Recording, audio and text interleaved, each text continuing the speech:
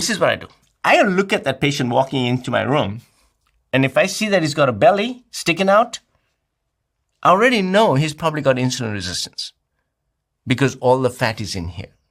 Because the fat that's in the stomach, sideways, he looks terrible. From the back, he looks great. His waist is increased. Mm-hmm. He doesn't have all the fat everywhere else in his body. That's the phenotype of somebody who has hyperinsulinemia. That same person goes on a cruise, he'll come back 5 to 10 pounds more because he's got so much insulin in his body. Insulin is a storage molecule, puts everything away. And it's very hard for him to lose weight. Why is it harder? The only thing that will make you lose that fat very quickly is to change your diet, of course, but you have to do fasting. Because fasting brings your insulin level. See, this is where fasting comes in. So what does fasting do? Do you mean fasting or a calorie deficit? Or is it the same thing in your view? No, they're not the same thing. They are not the same thing. You see, when you don't eat, your insulin levels come down because you're not stimulating your pancreas anymore. So you want to bring your insulin levels down. The best thing you can do in the world is to do fasting. Because look, if I just simply cut down on my calories, then there's a different physiology that's going to take place in the body. And when you fast, there's a totally different physiology. When you cut down on calories, the body senses that there's caloric deficit. Your metabolic rate changes, actually slows down. And the body will start breaking down everything, muscles included. So you lose fat and you also lose muscles. On the other hand, when you're fasting, it's a different physiology.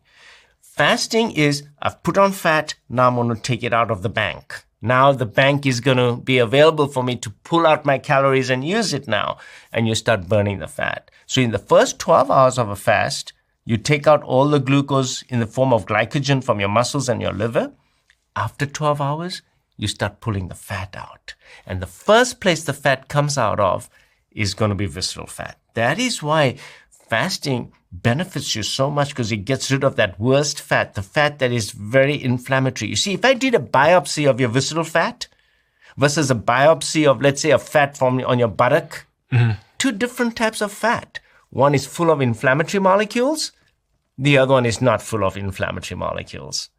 One is producing interleukin-6 and tumor necrosis factor, and this other fat is not. These are two different fat storages. Visceral fat is very toxic. It's very inflammatory. And that is why patients who have visceral fat make all these molecules. So when I do the blood test, I see that, oh, you've got so much inflammation. You've got interleukin-6 is high, tumor necrosis factor is high, your CRP is running high. And one of the reasons for this is not just leaky gut and other things that I look at, but in your case, it is also because you have a lot of ectopic fat. Ectopic fat. Ectopic fat is, now we're realizing, is not just only around the liver and around your pancreas, it's also around your heart. So when we look at the coronary arteries and we see all those fat around the coronary arteries, you had a very nice diagram right there. And you can see that around each artery, there's that yellowness. That yellow is all plaque. Fat. There's fat around that, and it's plaque forming. It's plaque forming. It stimulates plaque. It's inflammatory. And now we can do CT scans that will actually detect how much inflammation is in the fat around the arteries as well. Ectopic fat is around the coronary arteries. It's in your liver and in your pancreas. And it is very inflammatory. On this point of fasting, so if you have someone come to you and they have that physique where there's a bit more of that protruding belly fat, you said that fasting is a much better approach than just sort of a calorie restriction. I was looking at some studies that said research shows that calorie deficits of any kind can reduce visceral fat, but fasting will give it an edge because of the insulin sensitivity stuff that you talked about as well.